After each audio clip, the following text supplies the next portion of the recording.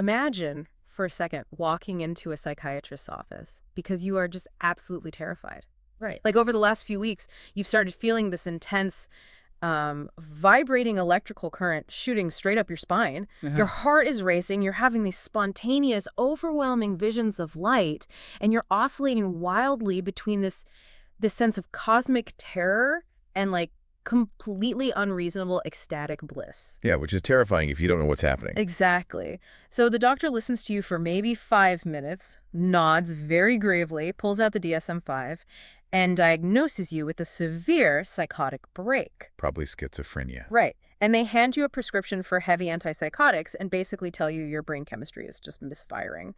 But what if they're completely wrong? They often are in these specific cases. Yeah. What if, according to, thousands of years of ancient anatomical mapping and actually a rapidly growing body of modern neurobiology and quantum physics, you aren't losing your mind at all? You're just experiencing a hardware upgrade. Exactly. A massive, built-in biological hardware upgrade. Welcome to the deep dive. Glad to be here for this one. It's a huge topic. It really is. Today, we're unpacking a concept that you listening have probably heard of, but almost certainly misunderstood. We are talking about Kundalini. Oh yeah, the baggage on that word is heavy. So heavy.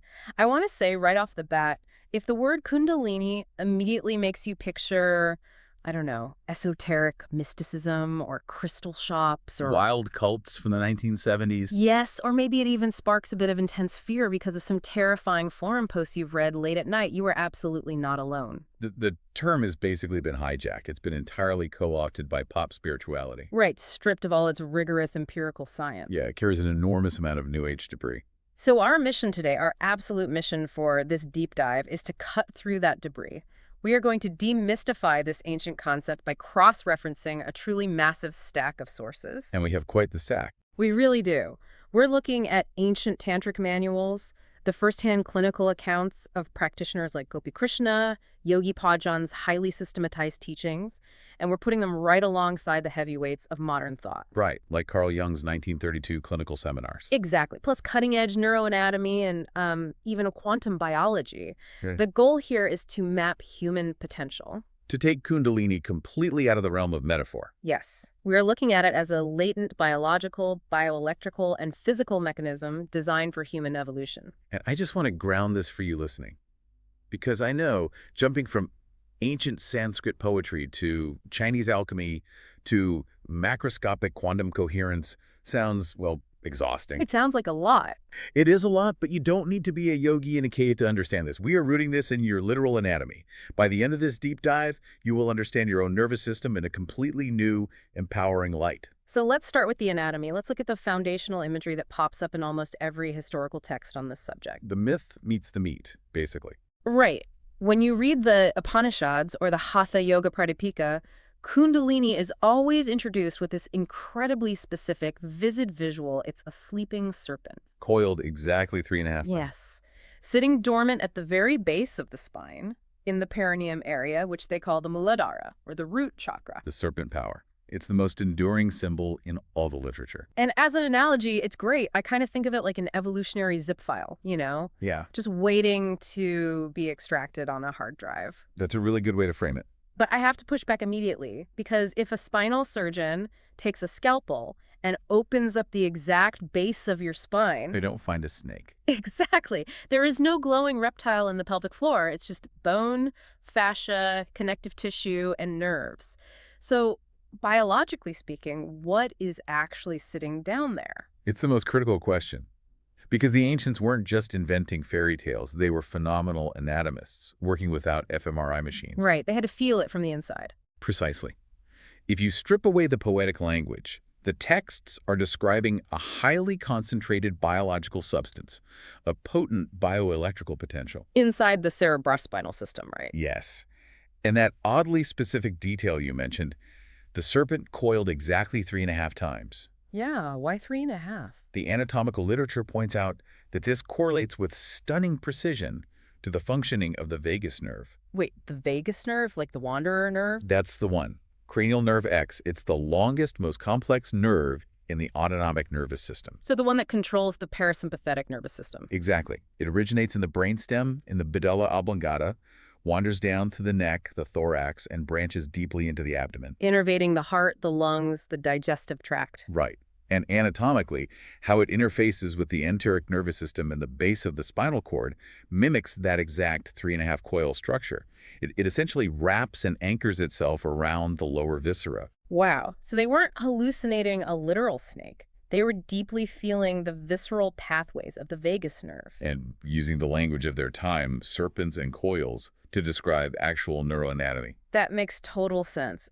And honestly, it completely changes how we should read these texts, which brings us to another massive concept in the literature, the nadis. The 72,000 channels? Yeah. The ancient yogic manuals claim there are 72,000 of these nadi, these subtle channels of energy in the body. When I first read that, I was like, okay, 72,000 glowing rivers of magic, you've lost me. It sounds entirely mystical until you apply the anatomical lens. Right. So what are the nadis physically? Think of them as the bioelectrical counterpart to your physical nervous system and cardiovascular system. If nerves carry action potentials and blood vessels carry blood. The nadis carry prana. Exactly. Prana is bioinformation, or highly organized bioenergy. And frankly, 72,000 isn't an exaggeration when you look at the sheer density of the peripheral nervous system and capillary network. Oh, totally. We have miles of wiring in us. But out of all those channels, the texts say you really only need to focus on 3 master cables. The big 3, Ida, Pingala, and Sushumna. I really want to map these directly to the physical body for the listener. Let's do it. Let's start with Ida and Pingala, because they govern everything we do. Ida is the left channel. It's lunar, cooling, governs receptivity and emotion, and ends at the left nostril. And Pingala is the exact opposite. Right. Pingala is the right channel. Solar, heating, governs logic and action, and ends at the right nostril. And when you take those ancient descriptions, lunar, solar, resting, acting, and translate them into Western medicine, it's a one-to-one match. It's breathtaking. Ida maps flawlessly onto the parasympathetic nervous system. The rest and digest state. Lowering heart rate, repairing the body. Yes. And Pingala represents the sympathetic nervous system, your fight or flight response. Adrenaline, spiked heart rate, physical action. So when ancient manuals prescribe pranayama, like alternate nostril breathing, where you physically block your right nostril to breathe only through your left, They aren't just doing a quaint spiritual ritual. no, they are mechanically hacking the autonomic nervous system. Exactly. Modern chronobiology totally backs this up with the nasal cycle. Oh, right, where your nostrils switch dominance throughout the day. Yeah, roughly every 90 to 120 minutes, erectile tissue in your nasal passages engorges and shrinks. And that alters the airflow from one side to the other. And that airflow is directly linked to alternating brain hemispheres and the dominance of either the sympathetic or parasympathetic systems. The yogis figured out you don't have to be a victim to that cycle. Right. By consciously manipulating the breath, you manually control the master switches of your neurobiology. You balance your own stress response. That is brilliant. They wrote a user manual for the human nervous system disguised as poetry. That's exactly what it is. Okay, so that's the left and the right wires. What about the third wire? The sushumna. Sushumna is the central channel. It runs straight up the middle, corresponding to the ependymal canal. The tiny hollow tube running down the center of the spinal cord. Yes. In a normal human state, this channel is totally dormant. The body's energy just fluctuates back and forth, left and right, between Ida and Pingala. Like a pendulum swinging. Exactly. But the entire mechanical goal of Kundalini is to stop the pendulum, to left and right into perfect balance, so the energy has nowhere to go but straight up the middle. Up the dormant sushumna. But to get up there, it has to pass through the chakras, which is another heavily abused word we need to demystify. Definitely. Because when I hear chakra, my brain instantly pictures a glowing, spinning orb painted on a college dorm tapestry. It feels divorced from biology. The pop culture imagery is very esoteric, but the biological reality from the sources is far more tangible. The text defines chakras as transducers. Like in physics or engineering. Exactly. A transducer converts one form of energy into another. A solar panel converts light to electricity. A microphone converts acoustic waves to electrical signals. So what are the chakras converting? They are whirling vortices at the exact conjunction points, where the bioinformation meets the physical tissue. They step energy up or down and distribute it. And physically, they map to specific zip codes in the body, right? They map perfectly onto the endocrine system and major autonomic nerve plexuses. Okay, like the heart chakra. Right, anahata. Yeah. It correlates directly to the cardiac plexus and the thymus gland. The navel chakra, manipura, maps to the celiac plexus, the solar plexus, and the pancreas. The root chakra is down at the gonads. Yes, the inferior hypogastric plexus. And the throat chakra maps to the pharyngeal plexus and the thyroid. It reminds me so much of the body's fascia system. Oh, that's a brilliant connection. Because fascia is this continuous, super strong web of connective tissue wrapping every organ and muscle, but it also transfers mechanical tension and electrical signals via piezoelectricity. Right, across the whole body. So the chakras seem like the energetic equivalent of the fascia network, a systemic bioelectrical network holding the endocrine and nervous functions together. That's a deeply accurate analogy from the sources, because fascia is heavily innervated. A knot in the fascia of your right hip can cause pain in your left shoulder. It pulls the whole web. Exactly. And an energetic blockage in one of these chakras, these nerve plexuses, disrupts the flow of biochemistry to the rest of the body. Like if your celiac plexus is locked in sympathetic stress, your digestive organs are starved of parasympathetic energy. A blocked chakra is just a localized neurobiological traffic jam. Okay, so if we've mapped this anatomical system, the nerves, the fascia, the glands, how do you actually turn it on? Well, that's where the physics comes in. Right, because people do yoga every day and don't suddenly shoot 10,000 volts up their spine. The sources bring in the work of biomedical researcher Itzhak Bentov here, which is fascinating. Bentov's research from the 70s and 80s is an absolute masterclass. He studied the physio-Kundalini syndrome. Not spiritually, but physically. What happens to the tissues when you sit completely still for a long time? Exactly. And he found it profoundly alters the cardiovascular system. Every time your heart beats, the left ventricle ejects a massive pulse of blood down the descending aorta. Creating a pressure wave. Right.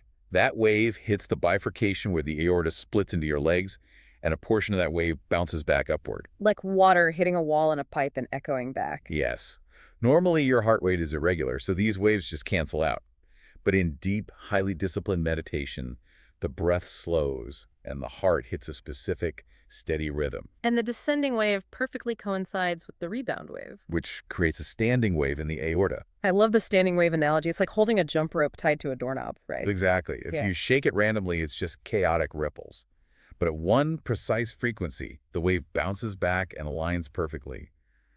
The rope looks frozen, oscillating in place. Vibrating with tremendous energy, but holding a static shape. Right.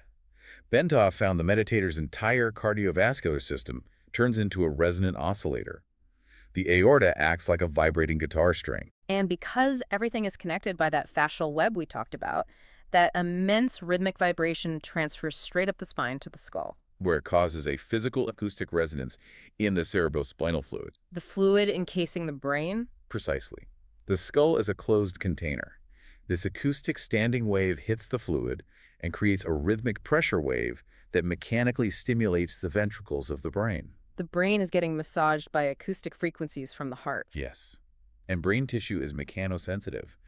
This rhythmic friction generates an immense electromagnetic field. Electrical currents that wake up dormant areas of the cortex. That is just, it's mind-blowing. It dismantles the boundary between the physical body and transcendental states. We are talking about using your own heart and aorta as a literal tuning fork to vibrate your brain fluid into a higher state of consciousness. Enlightenment is a demonstrable mechanical biological event. Okay, so we have the hardware map, the vagus nerve, the fascial endocrine plexuses, the aorta oscillator, we have the machine. But what's the power source? Right.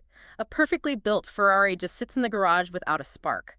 How do we generate the spark? To understand the spark, the sources dive into the biophysics of two highly specific forces, prana and apana. We mentioned prana as bioenergy, but in Kundalini mechanics, it's subdivided, isn't it? Very specifically, pranavayu is the positive, incoming, ascending life force.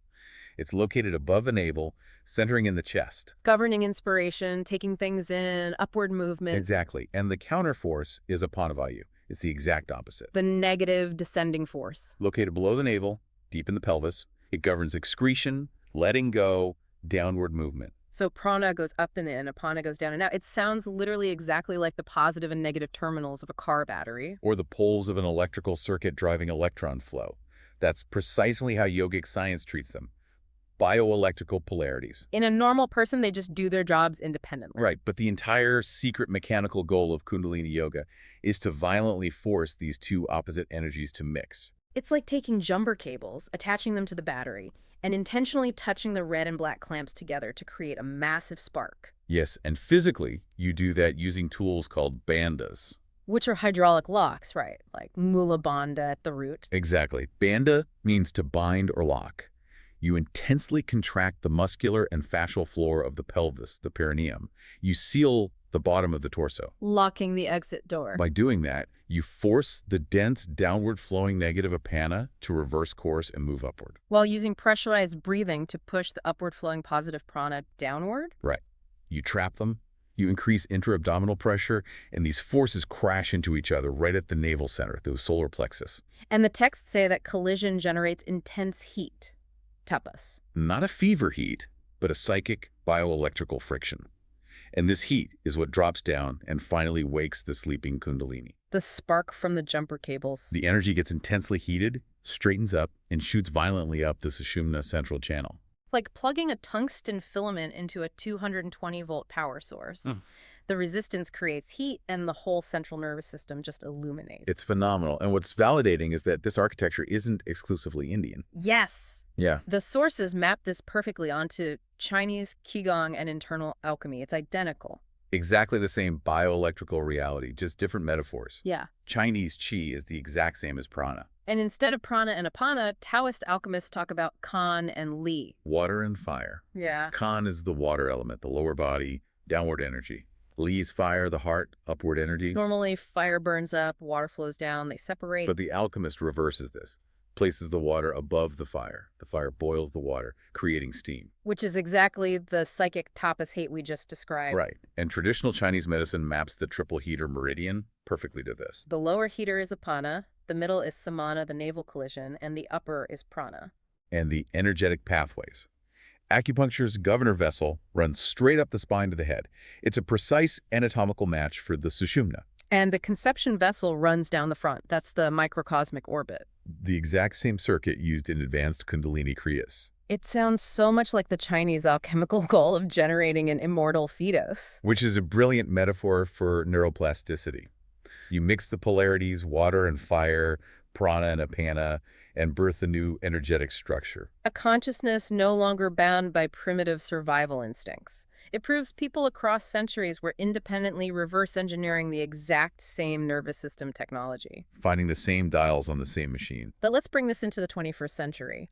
How does modern quantum physics explain this bioelectrical snake? It comes down to human attention and wave function collapse. The observer effect. Where a conscious observer forces a chaotic subatomic probability into a fixed physical reality. Yes. The sources suggest chakra science is the rigorous application of this quantum principle inward. So normally, my internal neural firing is just messy probability. Disorganized. Decoherent. But when a practitioner places laser-focused attention on a specific physiological location like the navel, they act as the quantum observer. They collapse the wave function of their own bioenergy. by staring at it with their mind's eye, they force chaos into coherence. The sources mention biophoton field theory here too. Light-based cellular communication. Right, Fritz Albert Pop's research. All living cells emit weak bursts of light. We are an optical communication network. And normally that light is chaotic, like a scattered light bulb. But Kundalini is a massive upgrade to this field. The focused observation and the standing wave cause the body to achieve macroscopic quantum coherence. Meaning all the cells vibrate in perfect phase, like a laser beam instead of a scattered bulb. The entire central nervous system synchronizes into a coherent biological laser. The body becomes a room temperature superconductor for bioinformation. Okay, let's follow that logic, because if you send a 10,000-volt synchronized biolaser up the spine into the human brain, You fundamentally alter the software or corrupt it. right, which leads to the psychology of this. When this collision happens, the transpersonal dynamics can be absolutely terrifying. To understand this, the sources bring in Carl Jung's 1932 seminars on Kundalini, A Swiss psychoanalyst looking at bioelectric serpents. because Jung saw it as the ultimate model for individuation, integrating the everyday ego with the deep transpersonal self. But he noted a massive roadblock for the modern Western mind. We are stuck up in our heads. We live in our intellects, disconnected from our physical bodies and our shadow. So Jung argued you can't just meditate on higher realms. You have to undergo a katabasis. A descent. You must travel down into the dark, murky, lower unconscious. The Muladhara, the root chakra, the basement of the psyche. You have to face your primal fears, repressed sexuality, unintegrated trauma to retrieve the power locked down there. If you try to pull the energy up without clearing the basement, the monsters come up with it. Exactly. But if the basement is cleared, the energy hits the center of the brain, the pineal gland. The biological anchor for the crown and third eye chakras? Normally, it just converts serotonin to melatonin for sleep. But under extreme bioelectrical stress, a compelling hypothesis suggests it produces endogenous DMT. The spirit molecule. The brain naturally manufacturing a Schedule I psychedelic. DMT is structurally almost identical to serotonin. It only takes a tiny methylation tweak. Dr. Rick Strassman's research suggests extreme stress, or the Kundalini standing wave triggers the pineal gland to dump DMT into the cerebrospinal fluid. And earlier we said the pineal gland contains piezoelectric calcite microcrystals. Yes, the acoustic vibration from the heart rattles those crystals, Creating an electromagnetic field that alters enzymatic function, synthesizing DMT. providing a flawless biological mechanism for the mystical experience. Visions of light, dissolution of time, communion with the divine. Well, we have to talk about the warning label, because the sources mention fear, clinical depression, suicidal ideation, and schizophrenia-like symptoms. If the vessel is not prepared, Kundalini is highly destructive. If your nervous system is wired for 10 volts, your fascia is tight, your nadis are blocked. That 10,000-volt surge melts the insulation off your neural wiring. Unintegrated somaticized trauma is violently blown open. You drown in suppressed memories while your nervous system vibrates at maximum capacity. No wonder it feels like a mental breakdown. And this leads to systemic misdiagnosis. Spontaneous awakenings triggered by grief or trauma are universally misdiagnosed as psychosis or schizophrenia in the West. The psychiatrist from our intro pulls out the DSM-5. And they prescribe antipsychotics that chemical straitjacket the central nervous system, freezing the process mid-flight.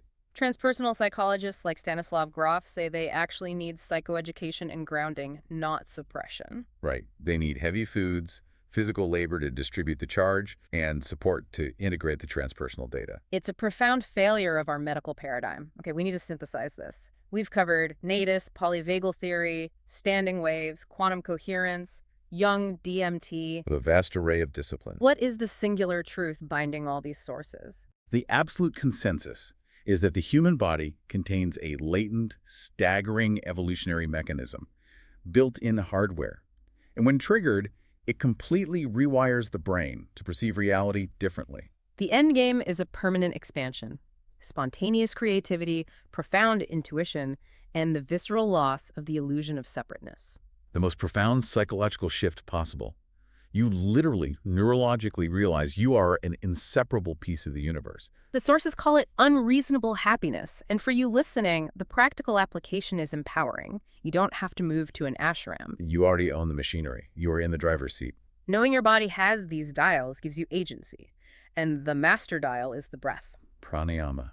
By consciously altering your breathing, you manipulate the vagus nerve, balance Ida and Pingala, and control your autonomic nervous system. You manually boot up the hardware, so we've traveled from the pelvic floor to the pineal gland, decoding ancient metaphors with quantum physics. Revealing Kundalini as a biological technology for evolution. Before we go, one final provocative thought from the sources. The literature strongly implies that highly creative, paradigm-shifting geniuses in any field already possess an active Kundalini. Which makes you wonder, is every unfathomable stroke of genius, every timeless masterpiece, just a symptom of this exact biological circuitry lighting up? It's a fascinating lens for human history. Are we all walking around with the hardware of a genius waiting to turn the dial?